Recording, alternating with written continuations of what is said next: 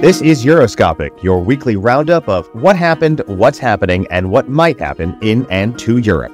In partnership with EU Observer, we bring you insights and reporting from their people on the ground across the European Union and beyond. Plus, interviews with European policymakers and analysts. I'm William Glugcroft, a journalist who writes the Germany Substack newsletter called The Schland. And I'm Martin Gack, author of Inconclusive Thoughts. We are recording on Tuesday, April 23rd, 2024, so events may have changed by the time you hear this podcast, but we'll be looking at the latest round of money finally passed by Congress for Ukraine and what that means for EU support for Ukraine. We're looking at a new report about climate change's effect on working hours in Southern Europe. And we have two great interviews. Alejandro Tauber, the editor-in-chief of EU Observer, will be with us to talk about his new website relaunch and what that means for both the EU Observer and its impact and importance on media freedom in the European Union. And we have Lorenzo Buzzoni. He was one of the writers behind a recent report for EU Observer looking at rural voting and far-right and extremist politics in the European Union. That and much more ahead on this week's Euroscopic. Hey, Bill, should we start with so? I think it's good to be consistent. You know, people overlook consistency. Consistency is a virtue. So all right, let's do it. Here we go. So, how was your week? I'm just glad the sun is shining finally. I know we try to avoid weather topics, but we haven't touched on weather topics in a very long time. Do you know what happened yesterday in Berlin? I don't know. I've been bouncing back and forth between Western Germany and the Netherlands. I can tell you what happened yesterday in Berlin. Yesterday in Berlin, there was snow. That sadly doesn't surprise me. I always feel like Easter came early this year, but I have seen snow on or after Easter weekend in Berlin. I think that there is an added sense of insult and injury when snow starts, sort of wet snow, obviously, starts sort of hitting your face as you're trying to approach the early days of May. Was very unpleasant. This is something that most Northern Europeans would be familiar with, which is you have this constant sort of thin rain. In Berlin, at times, it feels like even the sky is constantly spitting in your face. But then, of course, you have a couple of nice days, and Berlin looks like one of the best places to be on earth, right? I mean, this is true. In Dortmund, we had something that I can't quite describe. It was more than rain. It was less than snow. It was kind of freezing rain. It was kind of hail. It was sort of everything that can fall from the sky, short of meatballs, that you can get. There you go. So what big stories do we have? What have you been following? Any cool little snippet there that you would like to share? Yeah, I have to. We can't not talk about the German president going to Turkey and bringing with him a pound of flesh, or should I say 60 kilograms of meat. I really have to tell you that I don't think that the Germans and the pound of flesh in the same sentence can go down well. But let's leave it at that. I mean, there are many people that probably never read Shakespeare anyhow. When I read this, you know, sometimes Germans try to be funny. They try to push back against the stereotype that they don't have a good sense of humor. And sometimes you get these satire articles in otherwise serious newspapers. And I thought when I read that Frank-Walter Steinmeier, the president of Germany, was making an official state visit to Turkey this week and bringing with him as a gift 60 kilos of Dönerfleisch, of Döner meat, that Germans are so proud of as their culinary contribution, specifically Berliners are so proud of for their culinary contribution to world food. I really thought it was a joke, because if this is the pinnacle of the Turkish community's contributions to Germany after more than 60 years of life in Germany, I mean, or if this is how German officialdom sort of views their Turkish community and thinks that this is an appropriate means of expressing cultural exchange, then Germany really is the backwater sort of provincial joke that it often comes off looking as.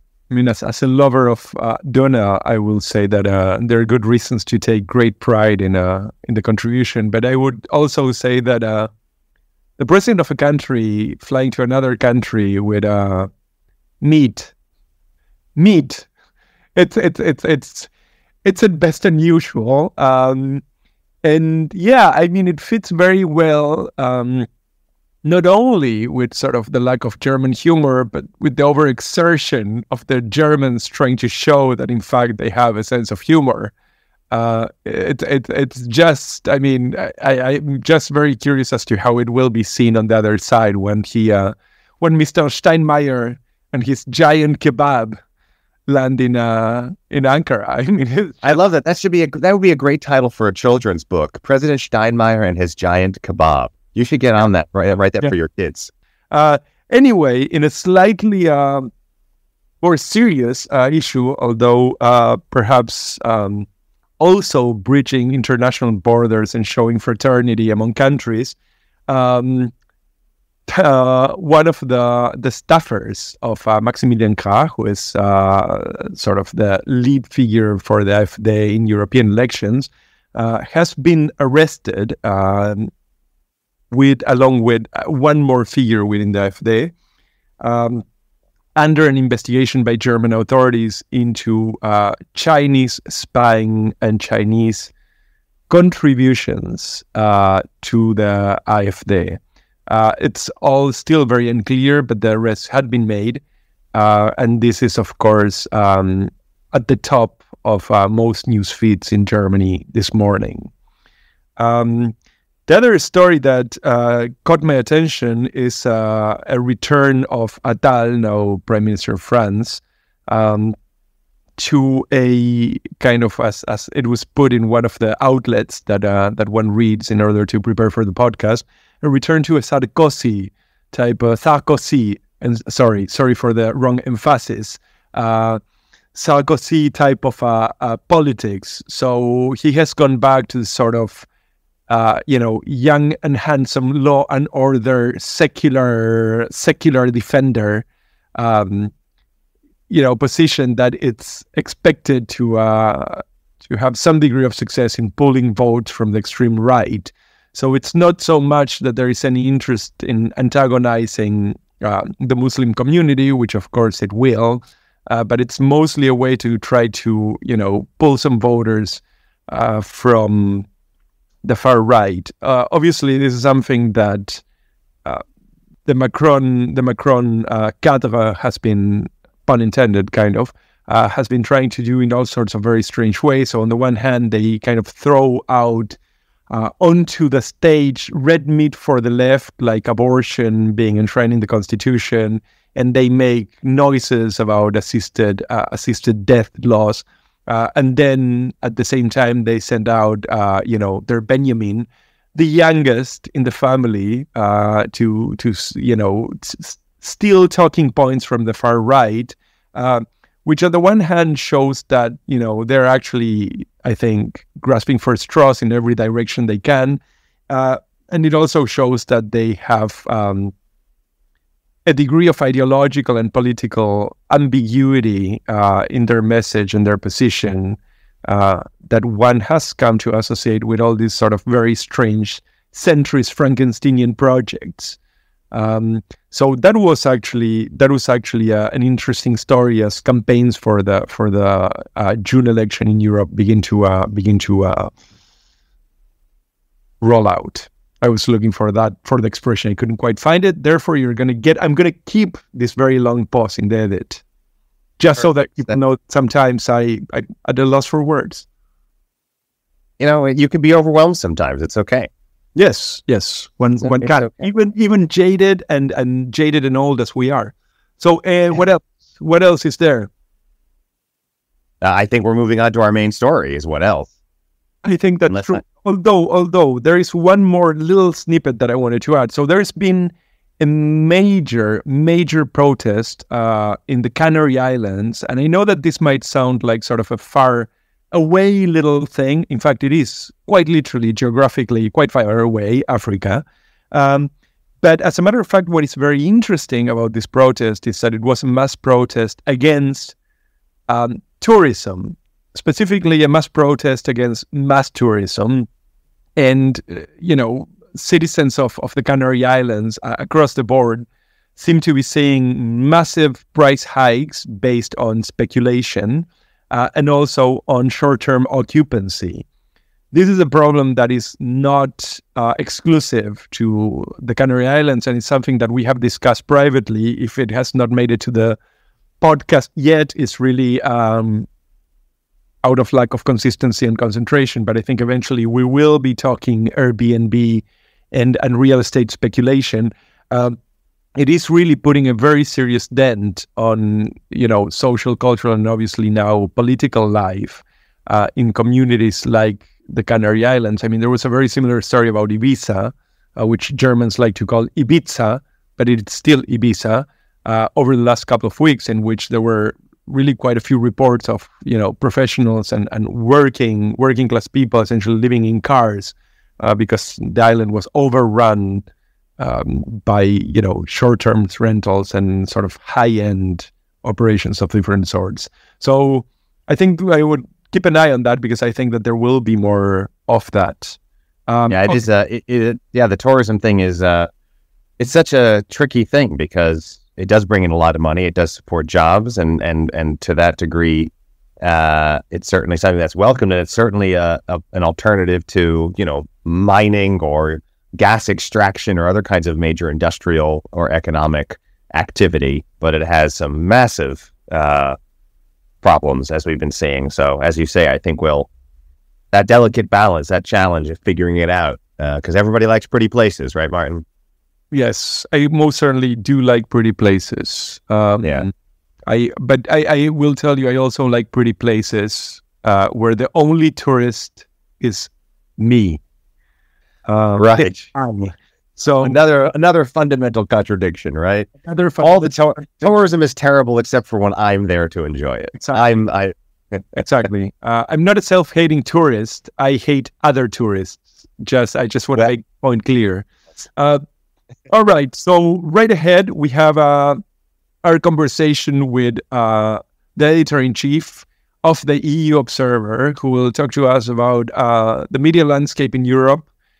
Just as importantly, the revamp of the EU Observer website, and generally speaking, where independent media might be heading, considering financial constraints and so on.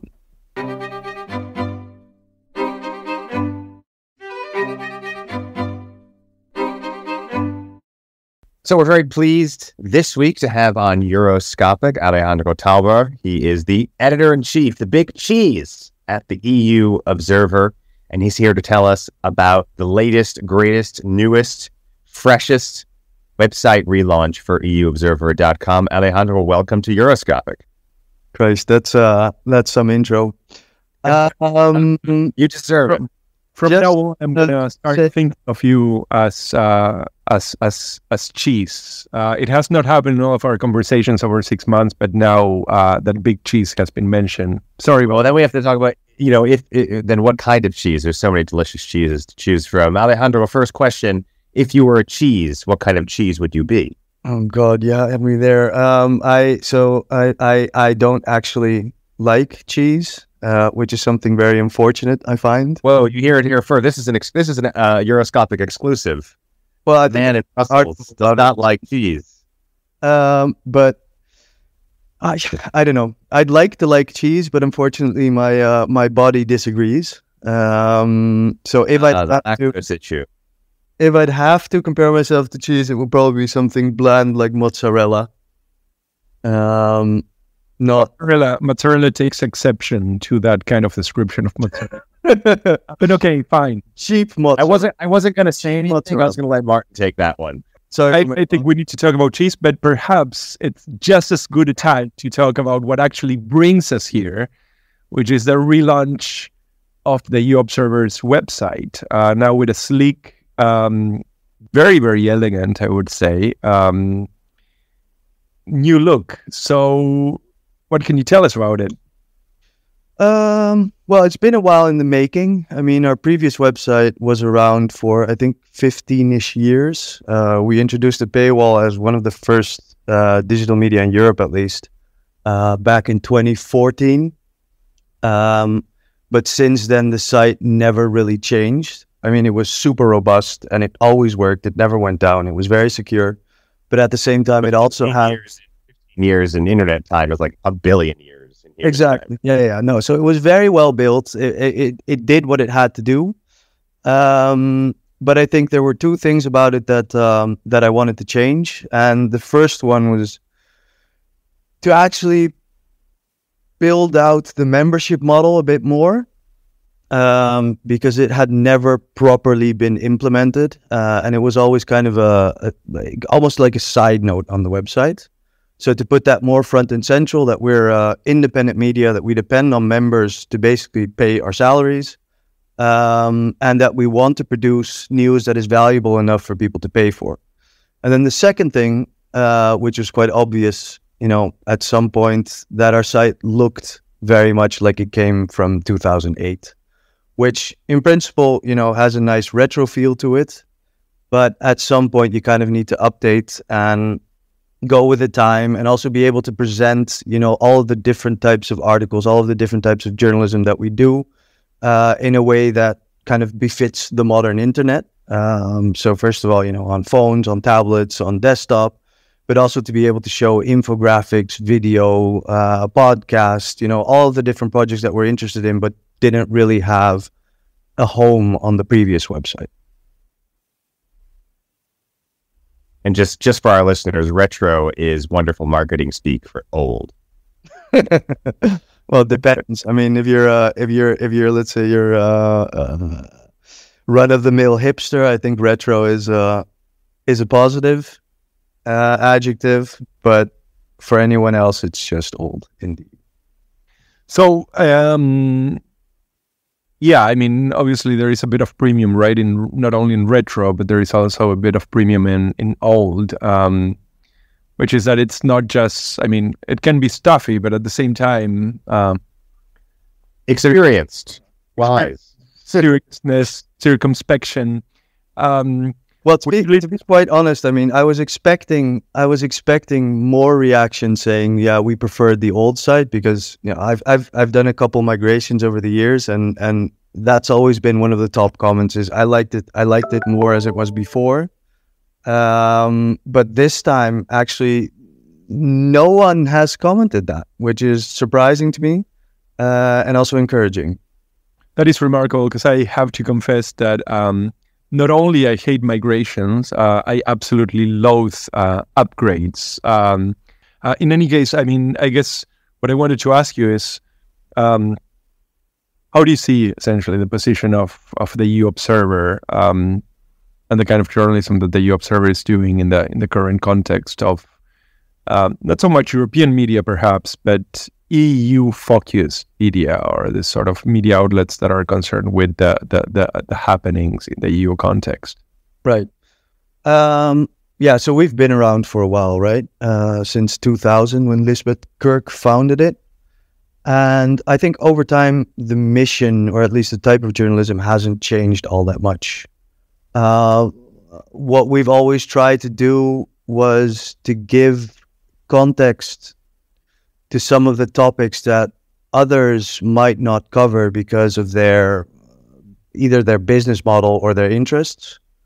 And at the same time, also try to listen to voices from society, so mostly civil society, and give them kind of a platform towards Brussels and EU policymakers. So that is something that hasn't changed over the years. And I think the other thing that fits very well into that is that we're basically one of the last independent publishers in this realm. I mean, with Euractiv being bought by Media House, that was basically the last one that was still standing.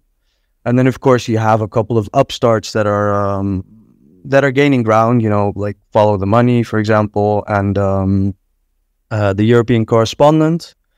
But I do think that we've kind of cemented our place as being a voice to listen to that brings a different perspective.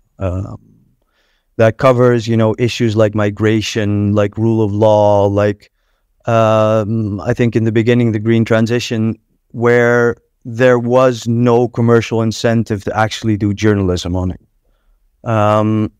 I think by doing that, we've established a lot of trust. So both from policymakers, but also from civil society, and also just readers, citizens. And I think the time has come to, well, putting it quite crudely, to capitalize on that trust and to be able to expand and grow and cover more issues that we think are important. Alejandro, let's take that word capitalize that you just mentioned. There is this kind of contradiction or difficult position that you put yourself in when you do strive to be independent and you strive to not get bought out by some big company, even though that would be very easy and solve a lot of problems or create others. What challenges do you have in trying to maintain that independence, but also kind of make the argument to your readers, your audience, that you don't have those deep pockets behind you? Right. Yeah, no, I think that's always been a struggle, especially for EU Observer. And Lisbeth has managed to maintain the site, basically thriving over the years. And there have been times where it was kind of touch and go, in which journalists had to take quite a big salary cut, reduce their working hours in order to be able to keep the lights on. So that's always been difficult. At the same time, now we're in a bit more of a comfortable position. First of all, because we have some support from foundations across Europe, but also because the memberships have been growing more or less at a steady pace. It's still not where we want it to be, and I don't think we've reached the full potential yet. And then we've also used advertising basically to supplement the income that we still need. And still, it's not easy. I mean, we have to pay the salary of 12, 13 people now. And that just takes quite some effort and quite some money.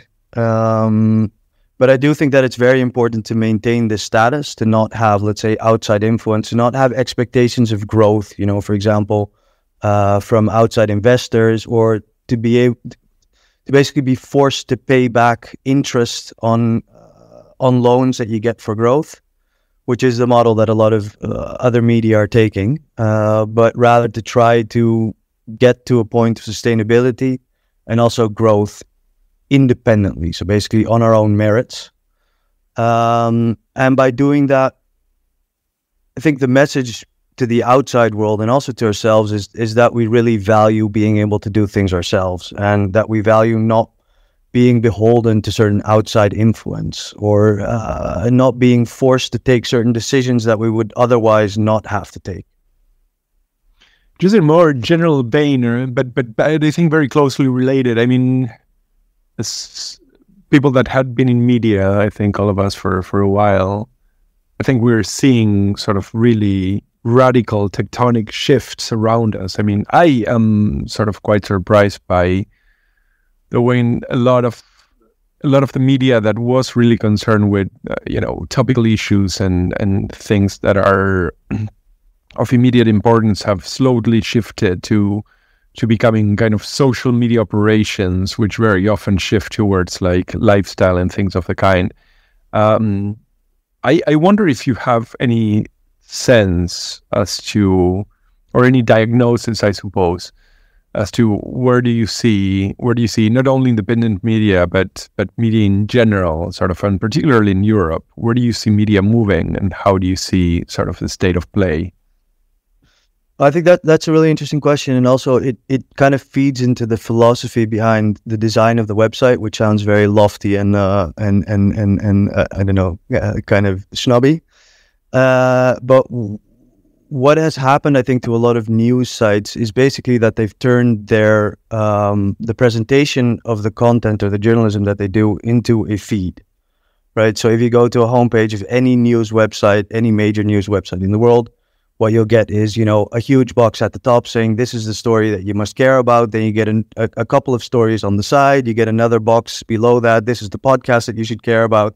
get another box below that. This is something else that you should care about. And I think in that, there has been kind of how would you put this? A bit of an overcompensation towards the expectation of people to be able to be fed the news that they should think is important. And I don't know, this is complete speculation, of course, but I mean, I think that's kind of a result of, the social media algorithms always trying to anticipate what you want. And then also with that anticipation, creating more demand for news about a certain thing, right? And that's something that we try to avoid with the new website. So rather than having, an endless feed and endless boxes of things that we think you should care about, we've kept it extremely minimal and extremely simple, and rather give people the tools that they can kind of select the things that they want to see, but also that we don't present one topic as being more important than the other topic, because I think that's something that readers should decide for themselves. And I think that brings you to the second point, which is that I think that change has been kind of incentivized by seeing readers as news consumers, right? And this is an idea that Ezra Klein talked about at length in a podcast. I don't remember which one, but that people have been fed this idea that they're news consumers, right? So that they're passive consumers of what is being created, while actually the attention of individuals is something that generates news. So if you have a lot of people that are interested in a certain story or in a certain topic, then that's going to give news organizations an incentive to write more about that topic, even if it's not all that interesting or all that relevant or all that consequential. And I think that kind of turns things around a bit. Because I'd rather like to see our readers as, the way he put it, as news generators. So basically, the choices that readers make, that individuals make in what stories they read, also kind of gives an indication of what is valuable. And I think with this new website, what we're trying to achieve is that people can spend time there instead of spending time on places where their attention gets turned into money for companies that might not have their best interest in mind, or not the best interest of the world in mind. And I'm not saying that, that is completely what drives us, but I do think that we are idealistic enough to be able to say that a little bit.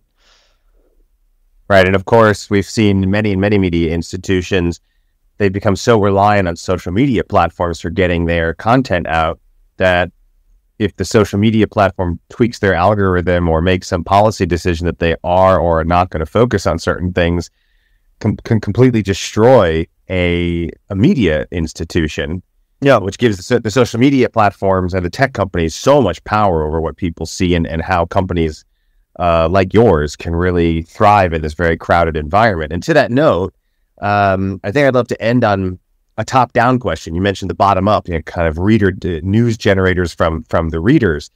We saw last month, finally, this passage of this EU Media Freedom Act. That's this effort to protect media freedom and news organizations around the European Union. It's always a dicey sort of no-win situation when legislators and politicians try to put their thumb on the scale of media freedom, because you're inherently violating media freedom, even if they're intentions are good to protect media freedom.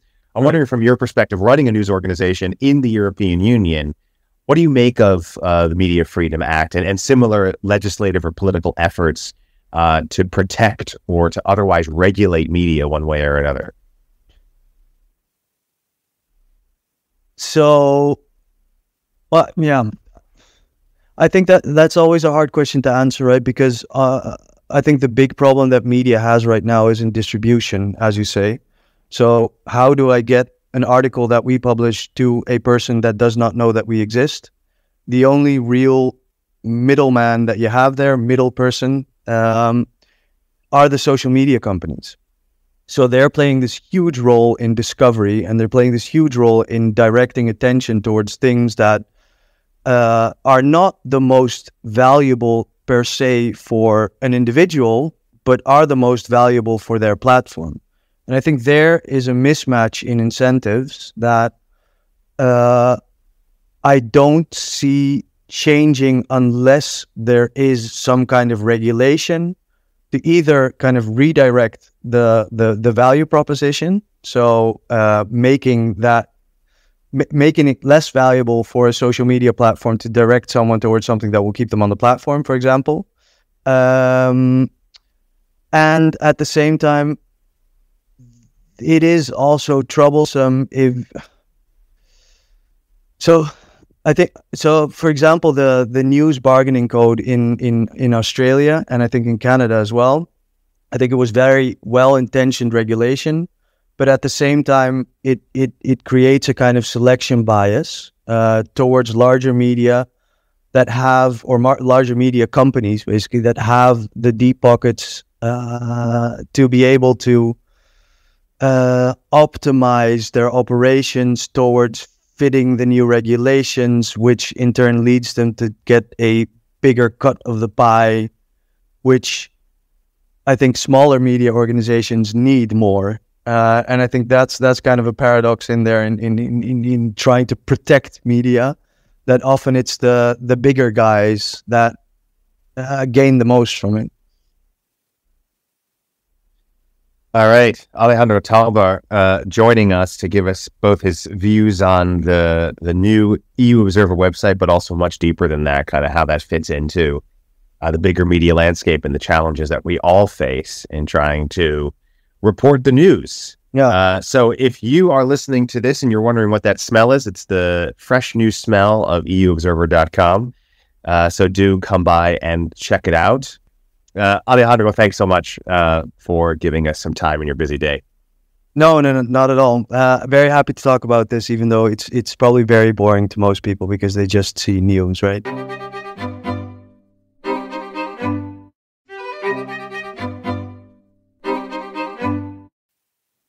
So the big topic this week is what many people are talking about. The U.S. Congress finally got its act together and overcame extremism in its own ranks, specifically Republican ranks, Donald Trump's objections, domestic political misgivings, the presidential campaign, all of these distractions and obstacles, and passed the damn Ukraine relief, the military aid that's been on hold for probably about 6 months. On top of that, Israel, weapons for Israel, support for Taiwan, other parts of Indo-Pacific. But let's focus on the most European salient aspect of this is the $60+ billion in mostly weapons and military aid for Ukraine. And much of this really for the United States, right? Because these weapons are coming from the U.S. It's a great boon for the U.S. weapons industry. Contrary to what a lot of the opponents said, this as if this is some kind of gift to Ukraine. It's not really a gift to Ukraine.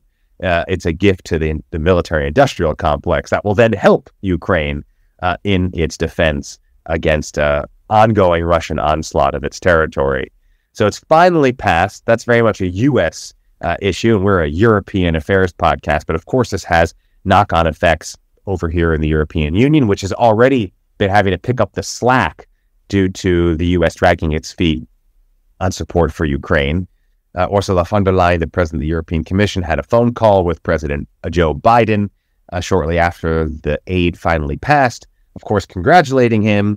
It's a very low bar to get over when you're congratulating any U.S. official on doing this very minimum thing, a thing that was expected to happen 6 months ago, and also kind of reiterating the European Union's commitment on its own side to maintaining support for Ukraine, but also being very clear, von der Leyen and other European officials, that the EU is no substitute for what the U.S. can offer, both in terms of money and material.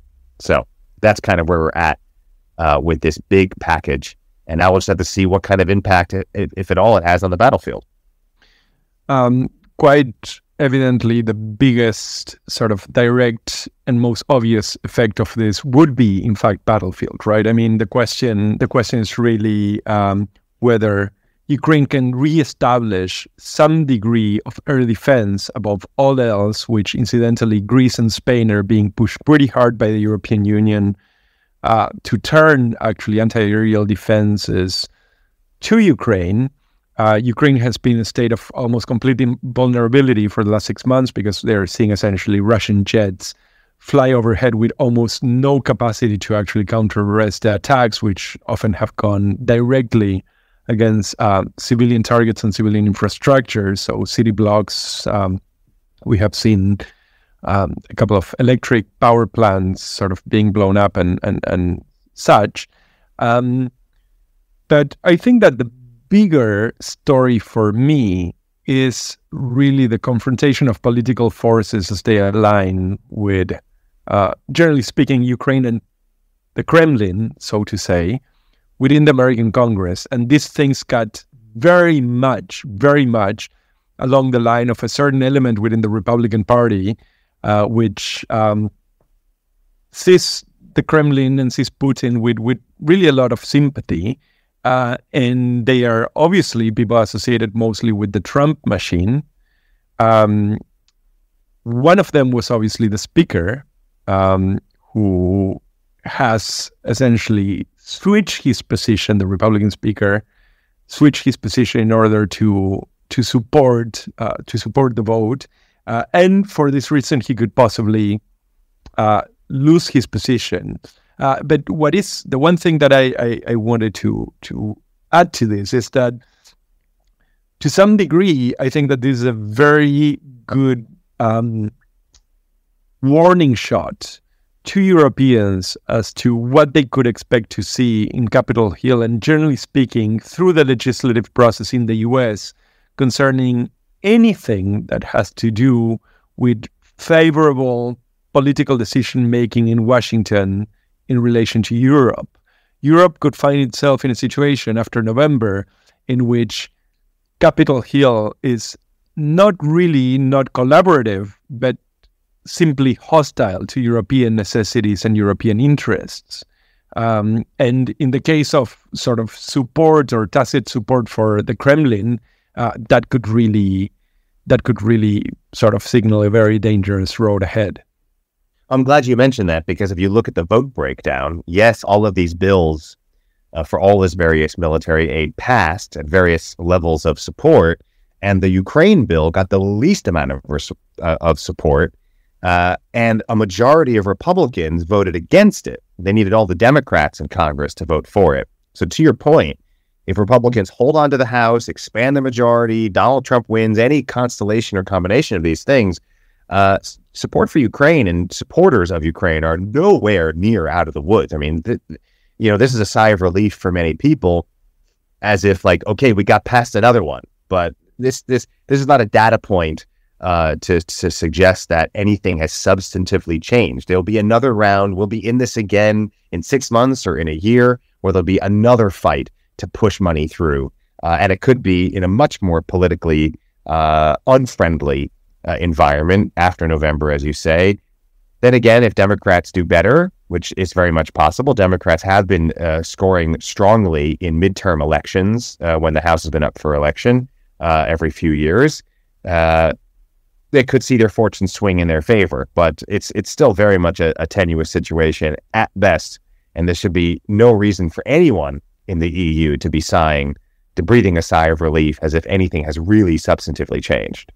The ongoing disgrace of the European Union is that every 6 months, somebody remembers to write an article saying, you might find yourself completely out in the rain. Washington might go not only completely anti-European, they might actively collaborate with your enemies. And you walk the streets of the Commission, you walk the streets of the Council, and all you hear is sort of the distant rumor of snoring in the offices. I mean, it's just no clear policy, even as, every bell should be ringing. And I mean, to me, it remains absolutely mind-boggling, the idea that you could have a Republican Party that is now so completely and happily committed to representing in the corridors of power the interest of Putin.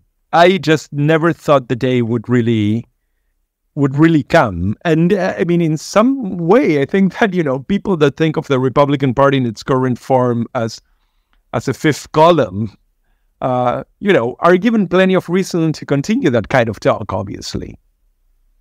I think that the biggest issue that Europe continues to face is an absolute and abysmal lack of clear policy alternatives in the case that, a Trumpian behemoth takes over Washington in November. Right. And I think there is this sort of almost Stockholm syndrome or parent-child abuse situation going on in the way that European officials just can't seem to get their head around the fact that the United States is not some benevolent NGO. It's not an independent sort of charity. It is a country with its own interests, its own domestic politics. And for a very long time, there was that beautiful window in the years and decades after World War II where American interests and the greater good, if we can call it that, sort of aligned. But that alignment is not there anymore. And I think that shock, trying to figure out that discrepancy, that interests and values, those two very big words that we often hear out of the mouths of politicians and lawmakers, it just isn't there anymore. And the EU still has not come up really with a strategy on how to cope with that. And what is the EU, especially in a foreign policy and security policy perspective, without the United States kind of having its back or looking over it? That's still not there yet, even though if this were sort of a drug treatment rehab situation, we've almost sort of gotten out of the denial phase. We're almost sort of accepting the problem, but we're not quite there yet about, okay, what do we do about that? How do we move forward? I mean, I think that the problem to some degree is a problem of political culture, right? The more you see Germans and the more you see Eastern Europeans by and large occupying positions of power in Europe, in Brussels, the more you will see a generation that thinks of the US as a salvific force, right? A messianic force that came and sort of swept the Nazis away and swept the communists away and installed essentially John Paul II. And I mean, there is this angelic vision. Lo and behold, there is politics in the US. Who would have... Shocker! Little shocker. Your brain explodes.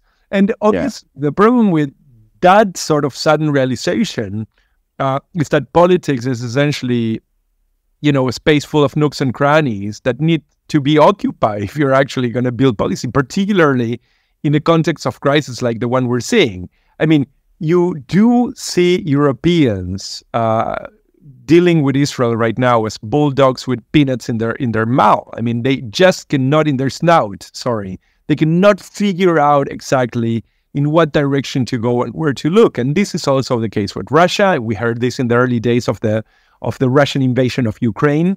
I mean, I was told by people sitting inside the council and people sitting inside parliament, we are calling no shots. If the Americans were not there, the Russians would be hanging out in Berlin right now. This was said to me actually in April of 2022. So there's politics in America, shocker, and there's politics inside the EU and inside the EU member bloc, which I think brings us to a good place to transition to our next interview, which is with Lorenzo Bozzoni, an intrepid reporter with an investigative team, but also writing for the EU Observer, looking at how kind of small town politics, doing this review of small town politics and its big impact on European election cycles, both at the national level and what that might mean for EU elections coming up. We have that coming up right after this.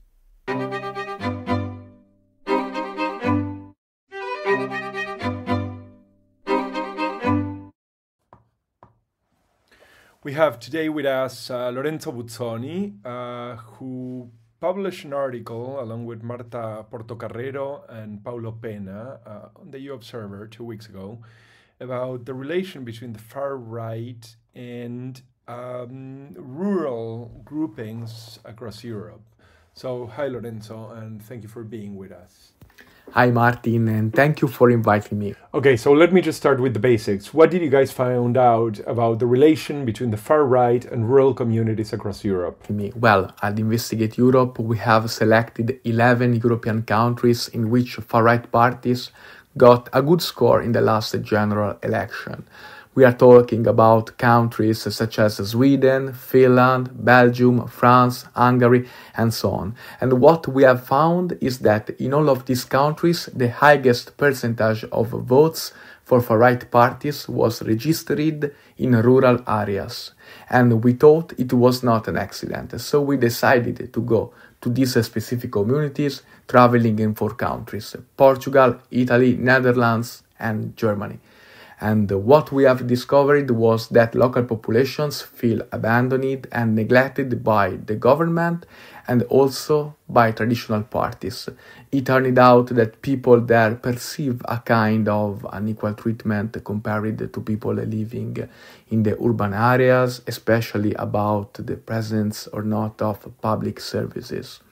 Moreover, some of these communities were areas experiencing economic decline with an old population, and also there were some concerns about migrants seen as a presence which could threaten the status of inhabitants, even if migrants represented just a tiny minority if we compare them to their overall population. Have there been differences that you've seen among countries that you've been looking at? Surely voting patterns can't be exactly the same everywhere. Yeah, beyond the common elements we have already discussed, we have found some specific nuances in the countries we have visited. In Italy, for instance, the local village near Verona, which gave about 50% of the votes to Brothers of Italy in the election of 2022, voted for Giorgia Meloni because people there appreciated her humble origins and her anti-establishment appeal. The same we have found in the Netherlands, in the Rookpen municipality, where people identify themselves as a self-made person like they consider Geert Wilders, the leader of the far-right Party for Freedom. Anyway, in both communities, the main driver to vote to far-right parties was immigration concern. But if in the Netherlands, people were convinced that stopping immigration would have been the solution to halt the problem of the lack of houses available for Dutch people, in Italy, there was an ambivalent relationship with migrants because farmers are aware that migrants are necessary for the rural economy, given that young Italians don't want to work in other sectors like agriculture anymore. In spite of, the community were not ready to recognize migrants as part of their small communities. In the Portuguese village we have visited, one of the main reasons for voting for a far-right was the lack of public services as a means of transport.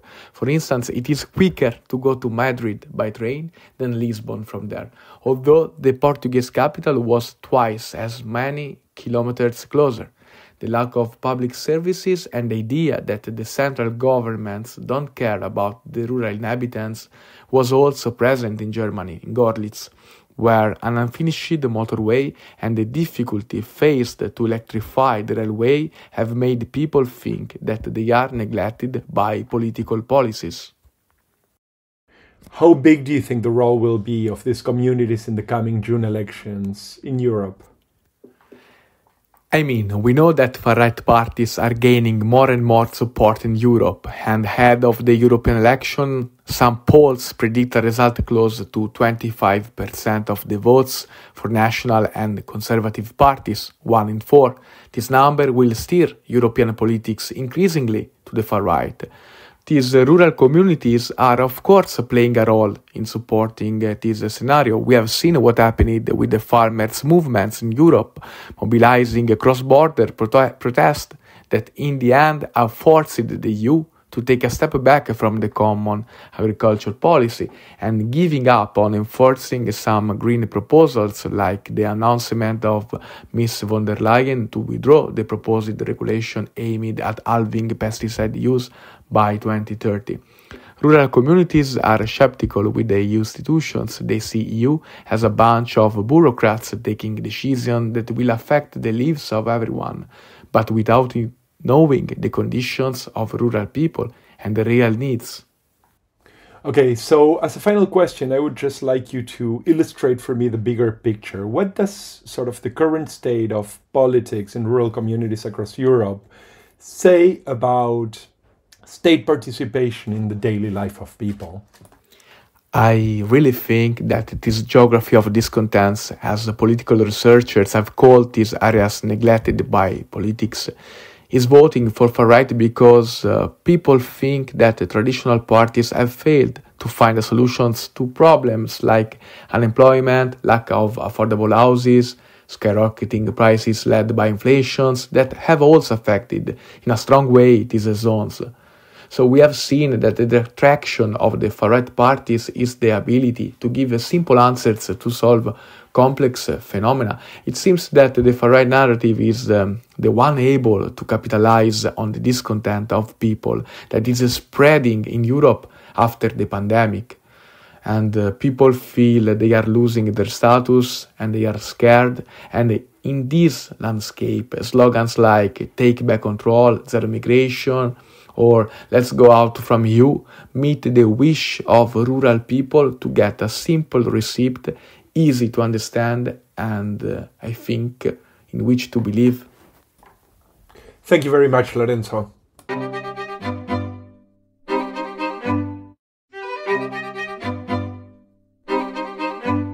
All right, Martin, that brings us almost to the end of another week of Euroscopic, but let's not leave our audience empty-handed. What can they expect coming up, at least as far as you see things?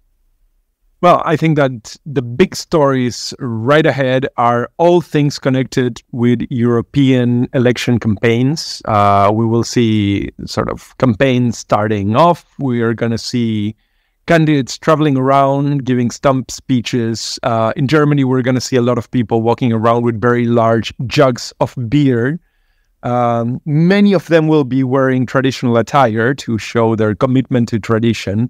And sort of at some point this weekend, I will probably down deep in Bavaria, where I'm going to be visiting the people of the AfD Alternative for Germany to see their opening rallies for the campaign. They had become a very large and very potent force throughout Germany, and they would be a very important piece in the puzzle of a far-right political lineup in Europe. So I invite the audience to keep a close eye on, European campaigning. We had already this week, I don't know if you saw this, but there are pictures around Berlin. Well, you were not in Berlin, so you wouldn't have seen it. But there are pictures around Berlin for the SPD, the posters for the SPD, which have Scholz and Miss Burley. And they both really look like, that they had been kept for the last 20 years inside a Madame Tussauds wax museum somewhere in Europe. The photographs look truly frightening. And to some degree, I mean, they nicely express some of the bigger problems with German socialists and their attempts at, getting up to speed with communications. What about you? What do you have looking ahead?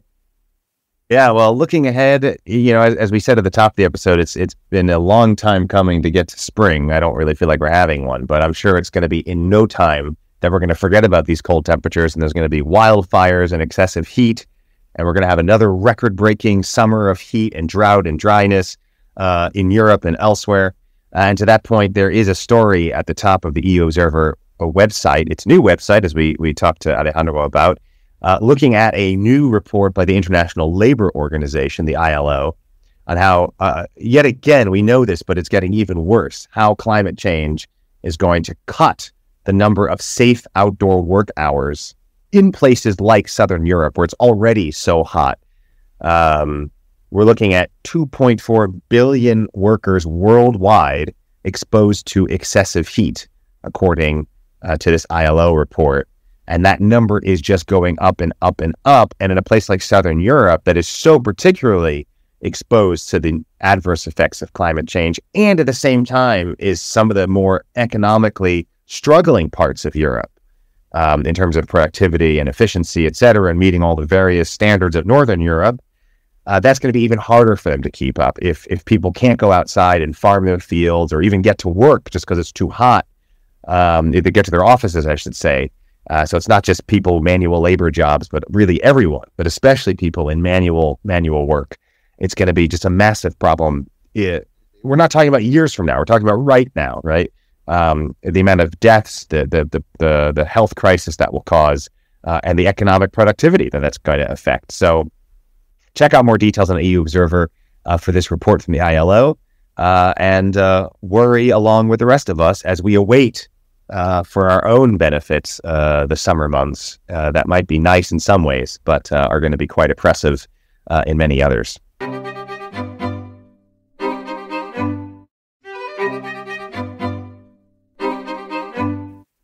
That's it for this week's Euroscopic, written by us, produced by us, and edited by Martin. You can catch us every week either at our Substack, euroscopic.substack.com, or on euobserver.com. We'd love to hear from you, so be sure to subscribe and share your thoughts. It's free. Many thanks to Alejandro Talbor and Renzo Buzzoni for their time joining us this week. Till next time, I'm William Bluecroft. And I'm Martin Gag. Thanks for listening.